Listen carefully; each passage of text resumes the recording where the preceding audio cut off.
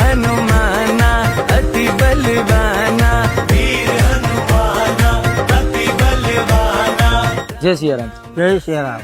આપણે દર વર્ષે અહીંયા મંદિર આ રીતની સેવા કરીએ છીએ. આ દર વર્ષે અહીંયા હનુમાન જયંતિના દિવસે આ રીતે હનુમાનજીની 12 વાગે આરતી થાય, પછી અહીંયા પ્રસાદ બધાને દેવામાં આવે. અમારું અહીંયા સુંદરકાંડનું મંડળ છે. સુંદરકાંડના પાઠ કરીએ છીએ દર મંગળવારે અને દર શનિવારે. બરાબર, એ મંડળ તરફથી અને બીજા આજુબાજુમાં વેપારી કોઈ હોય તો એ લોકો કોઈ મદદ કરે તો એના તરફથી બધા સંયુક્ત આ ભોજન સમારંભનું આયોજન. ભોજન સમારંભનું છેલ્લા કેટલા વર્ષોથી ચાલે છે? પેલા 2010 થી આ અવિરત ચાલુ છે. ભોજનની અંદર તો આ બધું હોય, બુંદી ગાંઠિયા હોય, લાડવા હોય, ચણાનું શાક હોય, પછી મરચા, બધી જુદી જુદી આઈટમો રાખી. અને આજ રોજ હનુમાન જયંતિ ઉપર કઈ રીતનું આખું આયોજન છે સવારથી લઈને સાંજ સુધી? આજે સવારે અહીંયા 9:30 હનુમાન સુંદરકાંડના પાઠ હતા, હનુમાન ચાલીસાના પાઠ હતા, અને પછી 12 વાગે આરતી કરી હનુમાન દાદાની, અને પછી અમે આ ભોજન સમારંભ ચાલુ કર્યું. તમારા ગ્રુપમાં ટોટલ કેટલા સભ્યો છે? 40-50 નું ગ્રુપ છે.